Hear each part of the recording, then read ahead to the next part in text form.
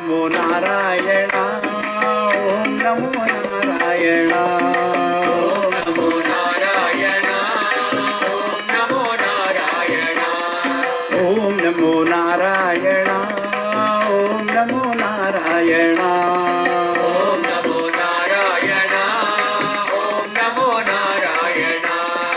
Om Namo Narayana, Om Namo Narayana, Om Namo Narayana, Om Namo Narayana, Om Namo Narayana. Keshava Hari, Keshava Hari, Keshava Hari, Keshava, Keshava Hari, Keshava Hari, Keshava Hari, Keshava, Madhava Hari, Madhava Hari, Madhava Hari, Madhava, Madhava Hari, Madhava Hari, Madhava Hari, Madhava, Govinda Hari, Govinda Hari, Govinda Hari, Govinda, Govinda Hari, Govinda Hari, Govinda Hari, Govinda. Om Namo Narayana, Om Namo Narayana, Om Namo Narayana, Om Namo Narayana, Om Namo Narayana, Om Namo Narayana, Om Namo Narayana, Om Namo Narayana, Om Namo Narayana, Om Namo Narayana, Om Namo Narayana, Om Namo Narayana, Om Namo Narayana, Om Namo Narayana. Shri Krishna चंद्र भगवान की जय, सद्गुरुनाथ महाराज की जय.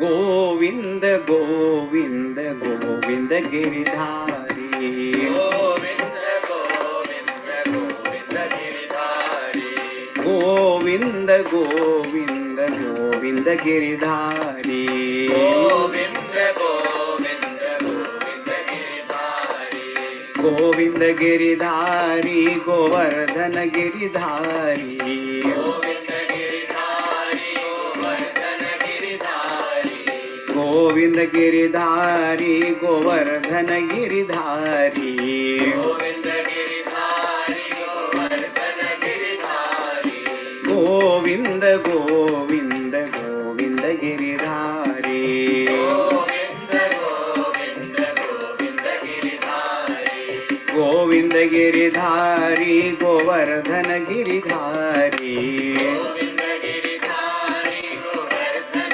गिरिधारी, श्याम सुंदर मदन मोहन वृंदावन बिहारी, श्याम सुंदर मदन मोहन वृंदावन बिहारी, श्याम सुंदर मदन मोहन वृंदावन बिहारी, श्याम सुंदर Madan Mohan Vrindavan Bihari.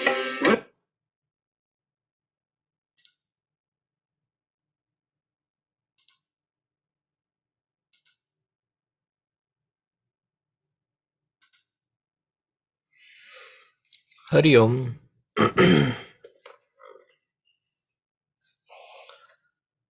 Hope you all had, or you're still enjoying your summers. In Dallas, it is baking hot, meaning you step outside and on the hood, you put a pot of rice and give it 10 minutes, it'll cook just with the heat of the hood that it radiates. The other day, I think yesterday or day before, one of these days, sat in the car, touched the gear to shift it, but soon I had to pull my hand out because it was hurtingly burning. Hope in places like Canada and wherever you are placed, it is pleasant. Canada, California, and other places, it is pleasant. But here it is radiatingly, amazingly, awesomely hot. Really hot. But I like that heat because I come from Vijayawada, where it was about 110 to 115 for 3 months straight. So it is good to be here in this heat. I wouldn't have preferred it any other way. With the COVID cases breaking up again, please be careful. If you're vaccinated, it should not yield much of an inconvenience, but I'm told that it can have something called lasting COVID or long COVID effects. So pretty much be careful, and that way you can protect yourself as much as possible, as far as possible. With those two notes, let us begin to look into the last part of this particular topic called Vedanta, which is about the mahavakyas. So let us do the invocation and get into the topic.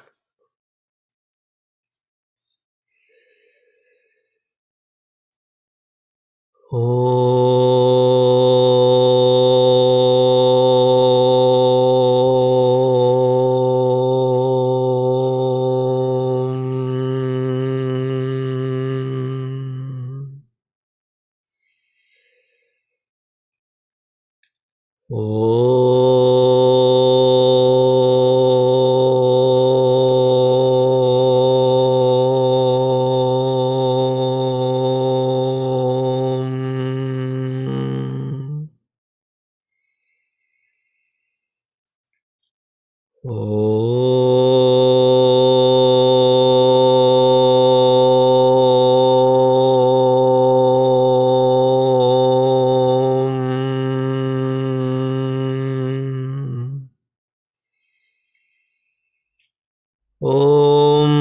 सहनाववतु सहनौ भुनक्तु सह वीर्यङ्करवावहै तेजस्विनावधीतमस्तु मा विद्विषावहै ॐ शान्तिः शान्तिः शान्तिः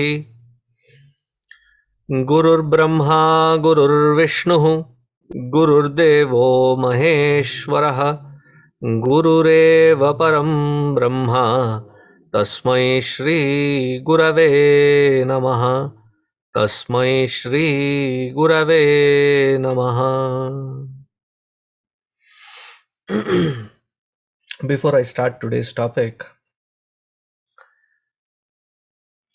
it was the conference of all Swamins and Brahmacharins just before the 50th year celebration of Chinmaya Mission. So Guruji was taking the topic of Upanishad Saramsha, the essence of Upanishad. On the first day, he gave us a question. How many Upanishads are there? And imagine all the Swamins, Brahmacharins, we teach this, right, daily. So we quickly jumped into answer that 108 Upanishads. Of these, 10 are major, the rest of them are minor. Technical answer given. So Guruji allowed the entire movement of the answers to settle, and after settling in, he said, there is only one Upanishad. And what he meant by that is, all through the 108 Upanishads, the message is loud and clear, and it is only one message. And the message is to understand that the Brahman or the Brahma Tattva, the conscious principle, is the substratum. That existential principle is the substratum, and that substratum is my true nature. To understand and abide in this is the message of Upanishad. Therefore, there is only one message. Therefore, the essence of Upanishad is only that. But in order to give this Upanishadic knowledge, there are different kinds of mindsets of students, and based on the mindsets of the students, the teacher, the not the teacher, I would say the guru. There is no equivalent of a guru. And even in that guru, I would say nowadays it has become a tradition to call everybody who teaches something as a guru. No, guru has a special status. Gukaraha andhakaraha rukarastan nivartakaha. Gukara in guru, there are two syllables, gu and ru. Gukaraha represents the gu word, letter symbolizes darkness or ignorance of one's own true nature. Rukaraha tan nivartakaha. And the second part of the word, ru, it symbolizes removing, dispelling the darkness of Atma Ajnanata, thereby instilling moksha. The one who gives us that moksha from this limitation of ignorance is called a guru. So if somebody has taught you cooking or gardening or for that matter singing or dancing or whatever else, cannot be technically called as a guru, because guru is specifically not somebody who just teaches, but specifically teaches this adhyatma vishaya, this spiritual knowledge where ajnana, the ignorance of one's own true nature, is removed and dispelled for good. Such one is called guru. I'm letting that sink in.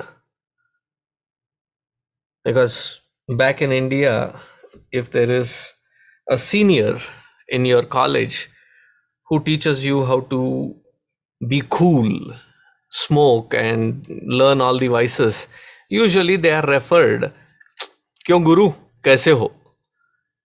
Even so, we have fallen down to such a level wherein the greatness of this word guru has been reduced. I mean, you may add, the Sadguru or Mahaguru or Gurudev or whatever else. The basic concept of Guru is the one who removes this ignorance alone can be called as a Guru. Now, when does this Guru happen? The Guru happens when the Sishya, the one who wants to, because there is this unsettling feeling, everybody goes through it one time or the other in our life, wherein we come to this intersection of life wherein we clearly see, clearly understand that I am going about in circles. It may not be a dead end, but I'm going definitely in circles. Is this all the finality or the meaning or purpose of life? Going around in circles? Even the ants go in circles, even the Pomeranian dog goes in circles, even me going in a bigger circle, but circle nonetheless, going and beating the same old bush again and again and again. Is this all? What is the purpose? Where am I ending in? Why am I ending in this like this? I'm definitely not satisfied. I need a better way or a better perspective to look at everything.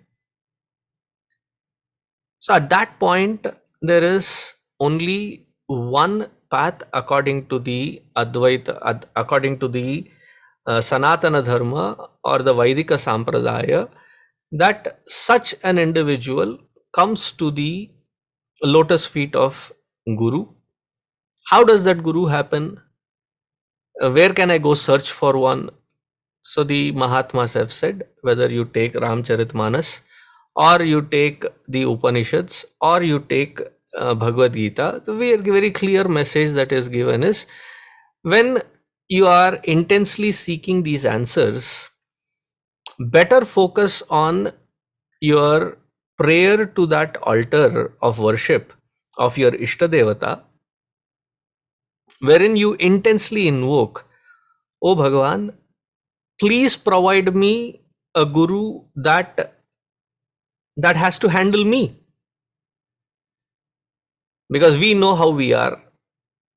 There is a huge layer of ego, huge layer of obstinacy, there is a huge layer of self-righteousness, there is a huge layer of, we know the layers that we exist in. Somebody who has to get past all these layers and is compassionate enough to put their hands into this dirty layers and pull me out. And while this pulling is happening, there is a constant questioning, resistance, throwback, where I would love to punch at everything, that is because it is the ego that is struggling. So somebody who can work in spite of my obstinate egotistical behavior pattern, where the very effort trying to correct or to mold my life, I start resisting, because the ego is feeling cornered, crushed, and it wants to exist, it wants to thrive on it. So how does one help? So we pray that, "Oh Bhagavan, please provide me that master who can pull me out of this, establish me on nothing less than understanding, realizing, and abiding in that truth as my true nature. Nothing less than that. Provide one for me." And very soon you will realize that there is that Guru Maharaj that happens to us in our life, who can train us, entertain us, and entertain our doubts, bring in a sense of humility, bring in a sense of surrender. And the moment that surrender happens, because none of the rest of the spiritual adhyatma can happen without that humbleness, where I am ready to quit being in my old patterns, I am ready to grow out of it, and I give that complete permission to the trustworthy one, that Guru Maharaj, saying, "Please take me under your refuge and mold me out of this pattern." And that day when this surrender happens, a Sishya is born. Even in Arjuna's life, in a classical orthodox sense, in the second chapter, 7th shloka, where he says, "Shadhimam tvam prapadye." Okay, consider that I have surrendered to you, says Arjuna. They take that as the surrendering aspect of Arjuna. But then up until the 11th chapter, we see that there is a constant resistance and mocking resistance. Like he challenges the very authority of Bhagavan Krishna. When does the surrender happen? Meaning every seeker goes through this. That there is that challenging moment, there is that gumption and audacity to question the very authority of Bhagavan as Guru there. So in 11th chapter, there is something transformative that happens. It is not just a change, there is a complete transformation that happens. Change can happen if you just put on a makeup, there is a slight change. But this is a transformation. The humility that one Sishya should hold, it oozes out at the feet of the master. And when this happens, especially in 11th chapter, we see that Arjuna sees the entire Vishwarupa of Bhagwan. And that is when he realizes that though I have heard that my aunt's son, who happens to be my friend, who happens to be my charioteer, whom I have taken for granted, yes, I definitely have great respect and love for him, but did not realize that he is verily that Bhagavan, that Paramatma, that Ishvara in this form. And all the things that I have done, all the things that I have said, all the things that I have mocked at. Imagine Arjuna and his audacity that he mocked Bhagavan himself. And it is not that it is an assumption. Arjuna himself states that in the 11th chapter. He says, Ajanata mahimanam tavedam, He Krishna, He Yadava, He Sakheti. Not knowing your greatness, O Bhagavan, I have called you as He Yadava. Now, to call somebody as their last name or as their jati vritti is almost like taking them for granted. And within the Kshatriyas, those who come from the royal lineage and those who come from the lesser lineage, so the Yadavas were considered from the lesser lineage. So he would often tease, mock Bhagavan saying, "Tu to Yadav hai, you are just a Yadav, I am a royal me." In Hindi they would say, हम राजवंश के हैं, राजकुल के हैं. We are from the Rajavamsha, Rajakula, to that royal lineage. You are only a mere Yadav. And I have called you, Hey Krishna, Hey Yadava. Ajanata, I did not understand completely your greatness, glory and grandeur. Now that I do understand that you are that Ishvara himself, parting this knowledge and wisdom to me, O Bhagavan, please forgive me. And he says how? Piteva putrasya sakheva sakyuhu priyah priyaryarhasi deva sodhum. Like how a father does not take the audacity of his own child, who challenges many times the very authority of the father, the very intentions and the intensity of the father, and goes against it most of the time. But when understands the love, care and trustworthiness in that father, comes back to the father, how the father embraces that child. Now forgiving is done. Along with the forgiving, there is, not even retaining it as something which is worthy to be censured. He forgives and forgets also. Piteva putrasya.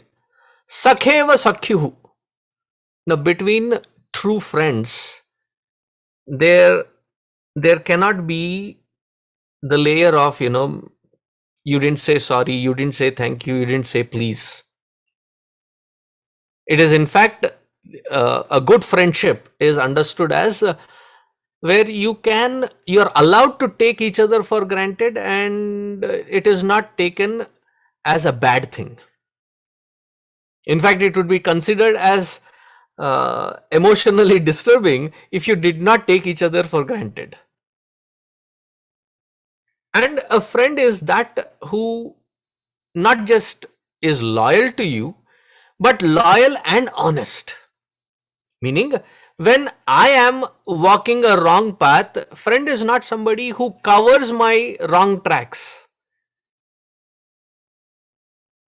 but has the strength to hold me by the collar and stand me straight if need be, to slap the clarity in, saying you are walking the wrong path, and to have the courage to correct, in spite of the fact that it might lead that person to distance themselves because they feel awkwarded out, that you're ratting them out.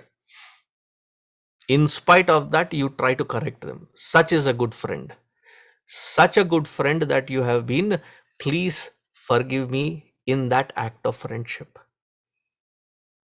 Priyah priyar yar hasi deva sodum. Like how the lover forgives the beloved, considering that it is an extension of my own love beating in that heart. So, O Bhagwan, please forgive me. And then Namo Namah Sahasra Kritvaha. Thousands of times he just fell at the feet of Bhagwan, seeking that forgiveness. That is the moment when the surrender happens. And to such a surrendered one who gives the molding free hand to that Guru to mold oneself into the state of perfection. That is why the devotee then transforms into being a Sishya. What does a Sishya mean? Sishya means the one who is readily giving in to be disciplined for the highest to be achieved. Sashanat Sishyate Anena Yaha Saha. The one who is ready to be disciplined. To such a surrendered, ready to be disciplined, qualified student who is dispassionate, who has discrimination, and has seen that there is nothing more enticing in this world. I have chewed upon this world, but there is no sara in it. Nothing that entices me, nothing that distracts me anymore, because I've seen the end of it. Been there, done that, it doesn't satisfy me. Such a dispassionate one, such a qualified one, when comes to the Guru, to that student, what does the Guru say? Those are called mahavakyas. I'll go by the sequence of the Veda, Rig Veda, Yajur Veda, Sama Veda, and Atharva Veda. In Rig Veda, Aitriya Upanishad, it comes as Prajnanam Brahma. In the Yajur Veda, it comes as Aham Brahmasmi in the Brihadaranyaka.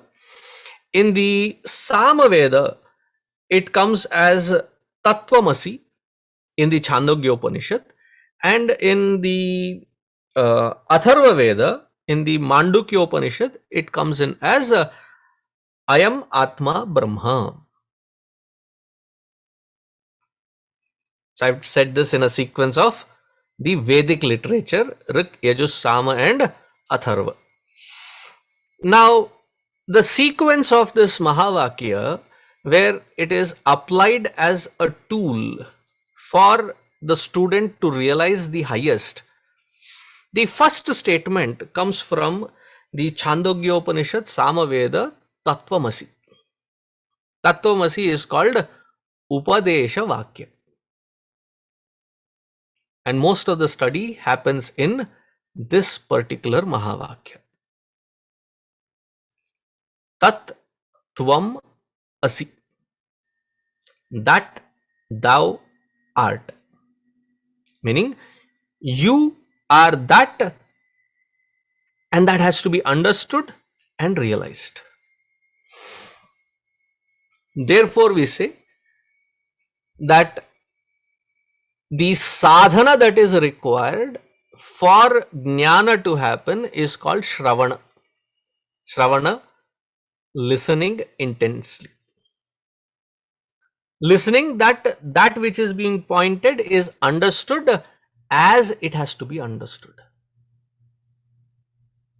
Now, for that understanding to happen, there is a lot of churning process that has to be put in place, and that churning process is called manana. Shravana, tadanantaram, mananam. After Shravana, there has to be manana. Many people jump into Shravana, Manana, Nididhyasana without proper Viveka Vairagya. What happens? They want a shortcut. a shortcut wherein instead of doing the earlier steps of sadhana, they want to straight away get into the direct path. All of this is a time waste. I'm more of an intellectual person. Uh, Try me.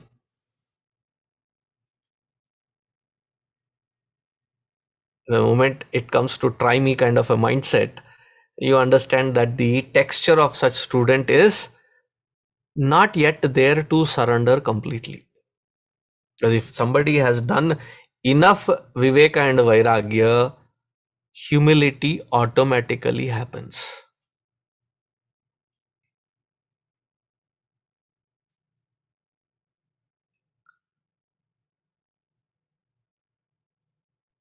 Vidya vinayena shobhate. What is the sign that an individual has done the satvidya, the proper study, developed enough viveka and vairagya? It expresses as humility.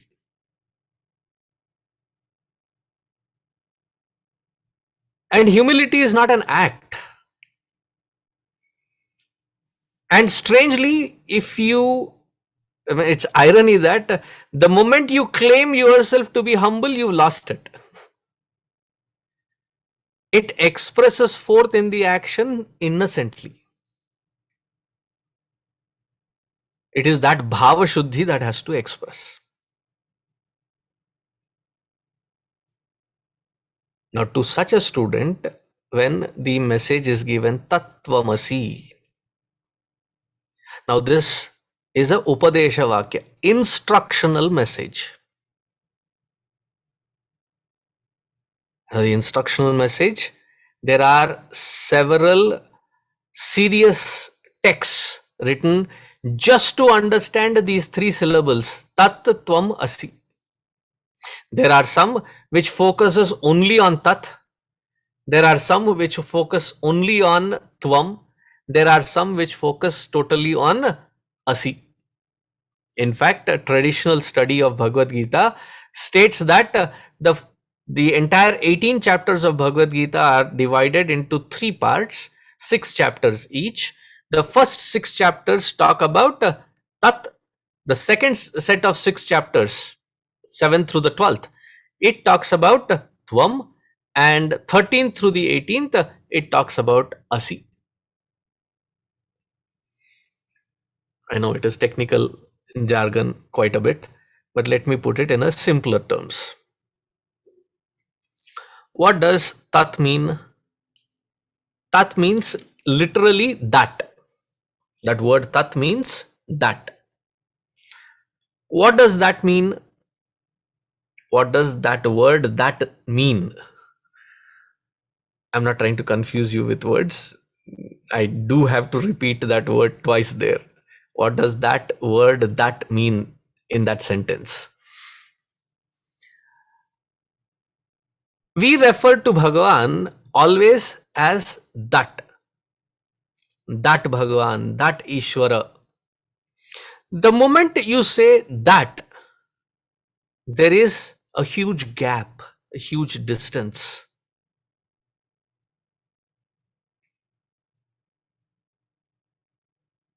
Just to give you an idea, that Milky Way and this earth, you get a huge spatial gap. The distance is clearly seen, that and this. That India, this US or North America, that Canada, this America, that California, this Dallas, that road, this room, that screen, these specs. That always shows a distance, a gap. Now, what is it that we refer to the word that We are referring to that Ishvara, that Bhagavan. What is that nature of that Bhagavan? Why is this given as an instructional message?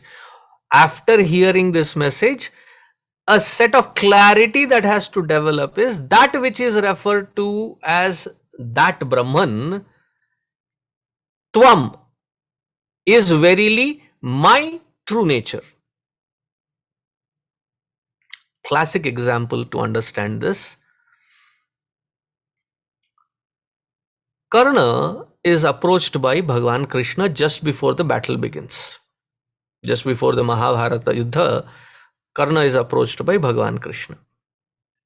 He says, I hear you are searching and seeking answers to find your biological mother. Karna is immediately teared up and says, of course, I've been searching.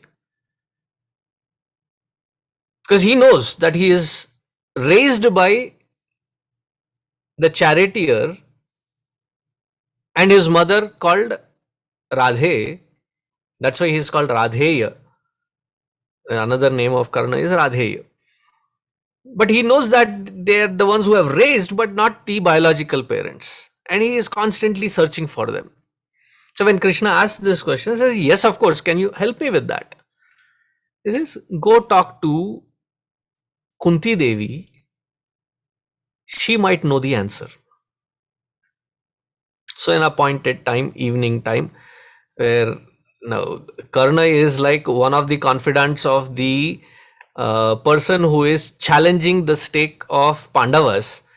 So he meeting Kunti Devi out in public would be quite a news. And if that were be videoed in today's terms, it would be viral. So they arrange a secret place where they meet, and Karna says, I hear that you know the answer, and it is something to do with the sixth child. Can you tell me clearly who is my biological mother? And she says the Upanishadic statement, Tat Tvam Asi. I have had 6 children. 5 you already know. That 6th one you are. That thou art. The moment he realizes that he is her 6th, or in this case, the first one of the 6 children, that knowledge, that wisdom, that understanding immediately removes all the doubts. Now, does he want to abide in it? Does he want to abide in as her firstborn?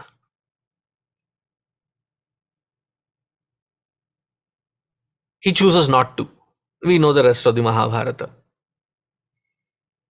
Now, one thing to understand, as soon as he hears that he is that firstborn of Kunti Devi, Tattvamasi, is there sudden halo around him? Is there a sudden levitation that happens? Is there sudden miraculous things that change? There is nothing to change, nothing to accomplish, nothing to gain. It is just to realize that which you already have been. You always have been. Now you realize that you are that. The identity has changed, shifted. Though the identity changes, our abidance in that identity takes a while. Ask us who have changed names at least twice now.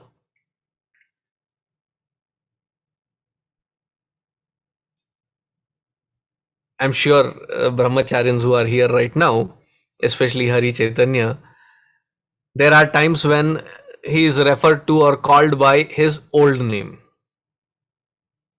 And I still remember very vividly that it took me a while to get used to the name Brahmachari Uddhav Chaitanya, which was my Purvashrama name.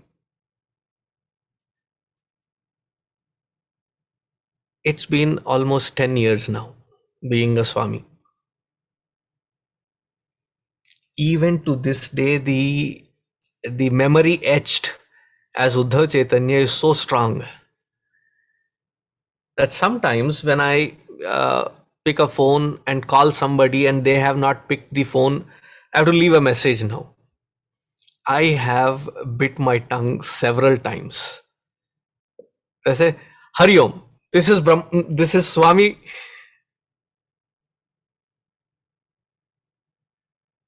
And the fallacy of that wrong association is still so strong that I say Swami Uddhav Chaitanya. No, Swami Sarveshananda. Because that identity has been so strong. Now to break that and to get identified, this is just a name. Now to understand, assimilate that it is not just a name, it is not just a form, it is not just the layers that have existed in.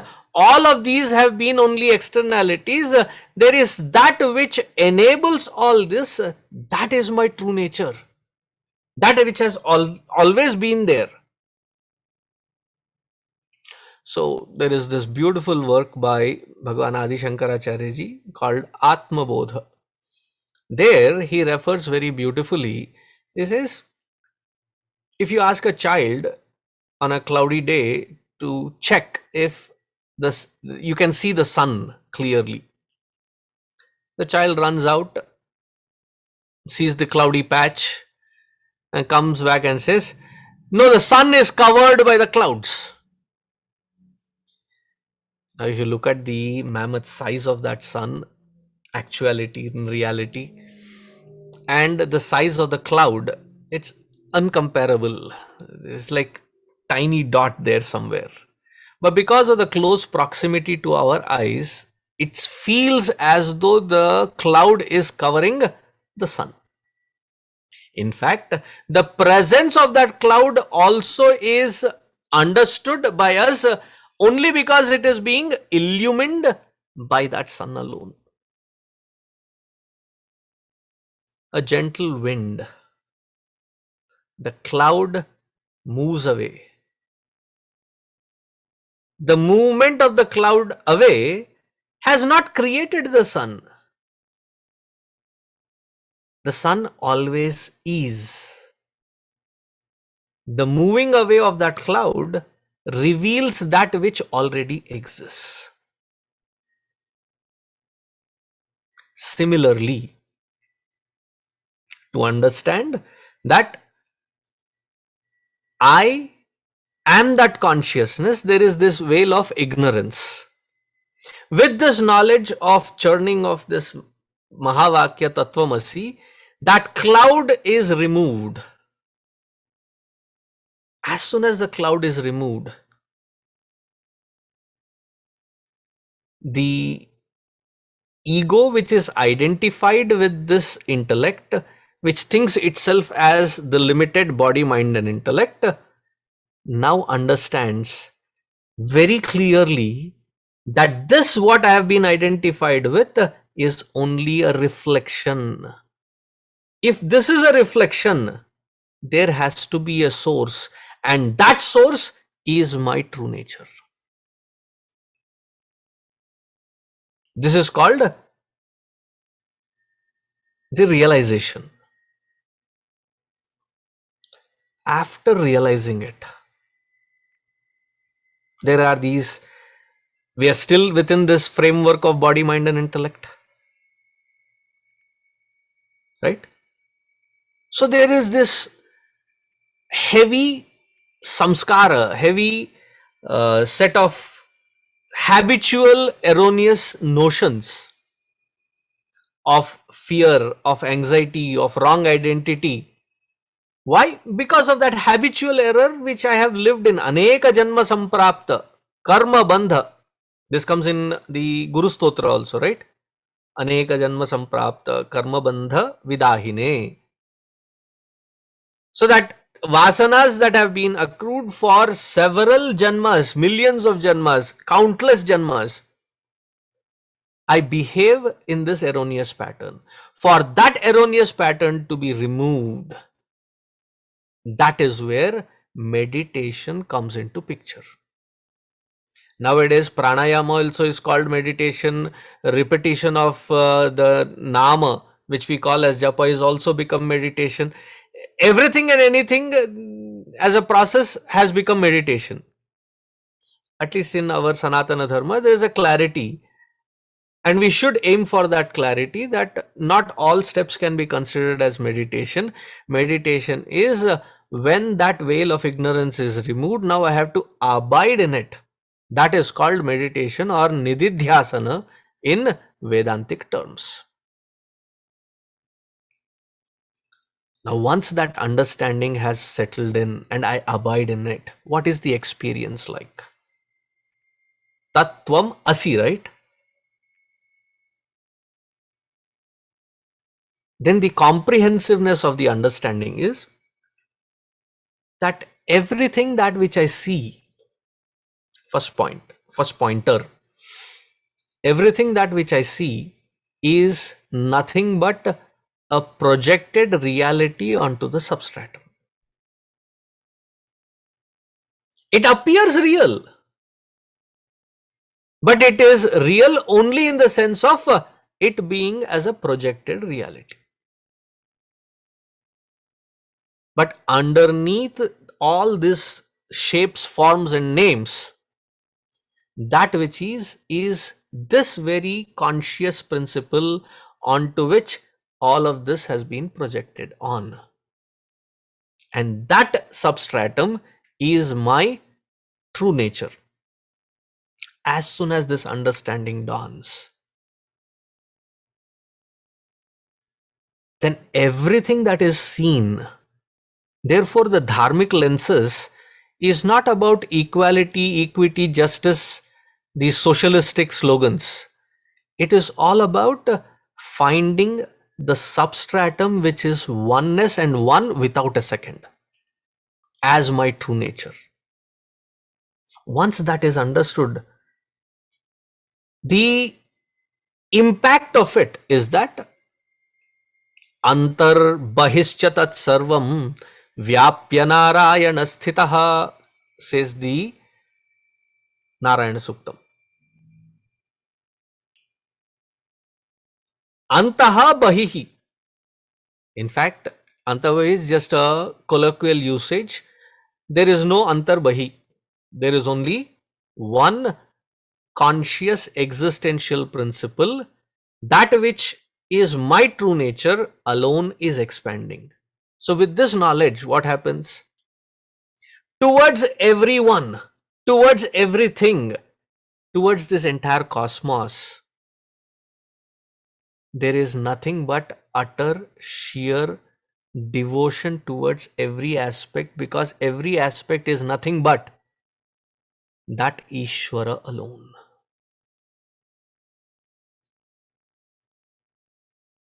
When I open my eyes, I see it as Ishvara. When I close my eyes, I see it as my own true nature.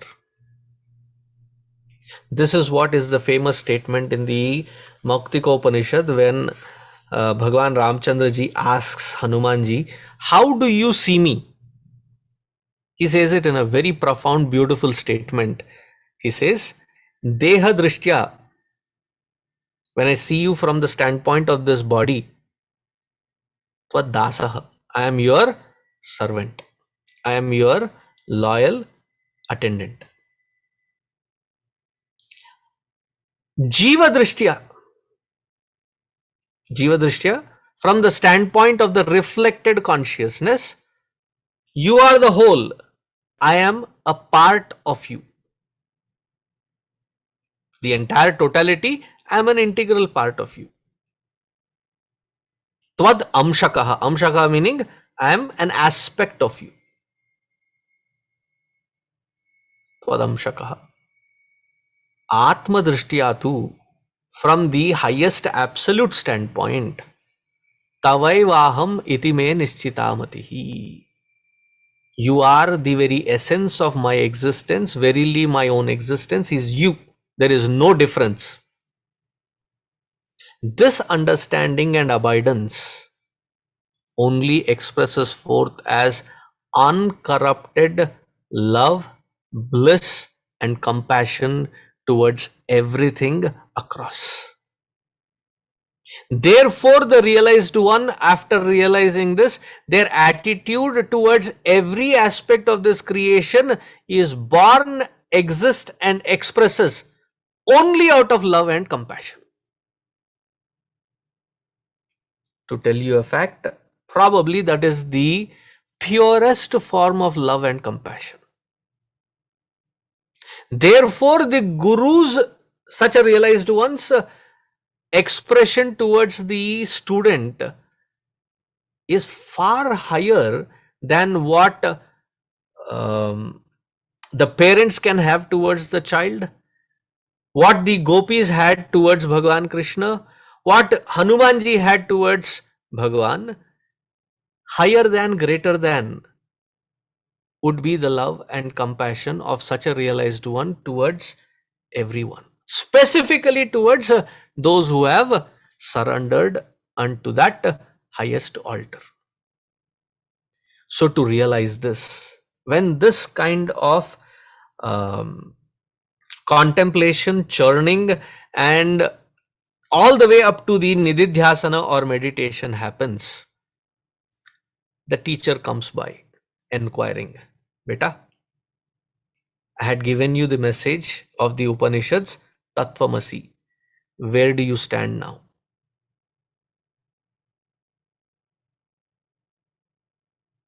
Then the Shishya says that Aham Brahmasmi. I am Brahman.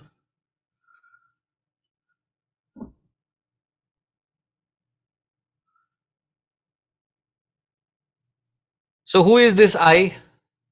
Even that has to completely dissolve. Then the teacher says, meditate upon it further. Because the next three of the mahavakyas, Tattvamasi is Upadesha Vakya. The rest three are called Anubhava Vakya, personal subjective experience. So he says, Aham Brahmasmi. Then afterwards the teacher comes again referring, Beta, how far have you come? He says, Ayam Atma Brahma. This Atma is.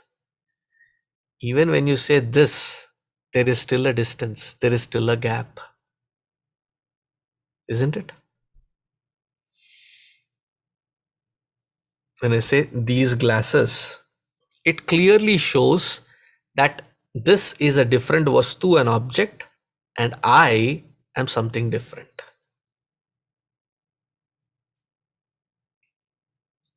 This is good. You have come up to this. Now meditate further. Nididhyasitavyam. Then comes the point wherein it is Prajnanam Brahma.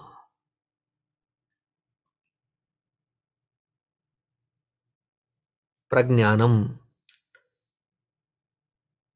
The very conscious principle here, which is enabling me to speak, answer, understanding your question, that conscious principle in itself is Brahman, and that is my true nature.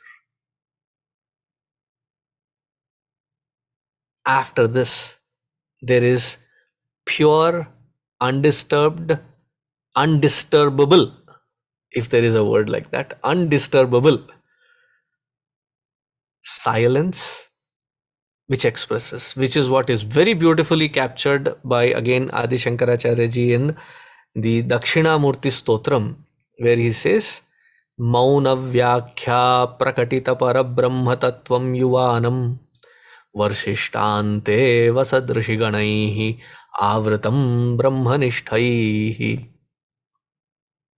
And Gurudev's translation is amazing for this. Dakshinamurti Stotra. If you ever get an opportunity, read through that Dakshinamurti Stotram. It's a very technical book that Gurudev has written. You would require a guide to go through it. He says, Gurudev's translation says, the eloquent dialogue, discourse of silence. The Guru, there, Dakshinamurti, has not said a word. His silence itself is so profound. How are the Sishya? Sishyastu chinna samshayaha. All their doubts, all their questions have dissolved in the presence, in that, another word that Gurudev uses, the bright white light of meditation has dissolved the questions, because the questioner is no more existing. They are awake, alert, vigilant, but there is no questioner. The ego has dissolved.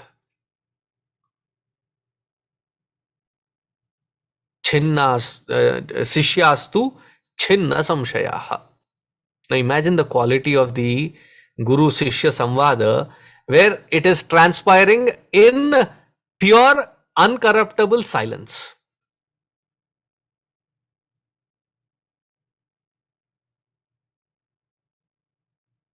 See, when you know, when two people grow up, especially siblings, after a certain while, because you have grown in a certain environment, you both understand each other so well that just with the glances, you have already communicated a joke. Just with the glances, you have already communicated a volume of content to a perfection of execution. But here there are no glances either. The silence itself is so profound. Therefore, they say, when you find such a realized one, spend your time in such presence, allowing yourself to melt or dissolve that ego. Surrender. It starts from there. So these are the 4 sets of mahavakya, which is the very essence of the entire Upanishadic wisdom. So that one understands that that which is this world of names and forms is nothing but, in essence, that Paramatma alone. And that Paramatma, which is the very substratum of these names and forms, is my true nature, and I am that Brahman. To abide in it is the very purpose of Upanishad, is the very purpose of this human birth, is the very purpose of the Purushartha, where Dharma, Artha, Kama is meant for channelizing ourselves to raise above our inadequacies and merge into our true nature. And that merging and realizing is called moksha, which is the ultimate goal of our very birth as this human. Hope it got conveyed across. There is 3 weeks worth content that has been given, and hopefully next week I have rigorous questions for me to answer. So please, on the Signal group, send across your questions, and I'm excited to see the quality of questions that you can shoot me with, and I will try answering it next week. There are some new faces here. I'm glad you could make it today. You know who I'm talking about, right? Good to see you. So we'll conclude today. It's already 7:57, I just realized. So we will stop here. Om Sarve Bhavantu Sukhinah, Sarve Santu Niramayaha, Sarve Bhadrani Pashyantu, मा कश्चित् दुःखभाग् भवेत् असतो मा सद्गमय तमसो मा ज्योतिर्गमय मृत्योर्मा अमृतङ्गमय ॐ पूर्णमदः पूर्णमिदं पूर्णात् पूर्णमुदच्यते पूर्णस्य पूर्णमादाय पूर्णमेवावशिष्यते ॐ शान्तिः शान्तिः शान्तिः हरिः ॐ श्रीगुरुभ्यो नमः हरिः ॐ. Thank you everyone. See you next week. Come with your questions. Send it at least by Thursday night positively. That way I'll have enough time to dig in if necessary.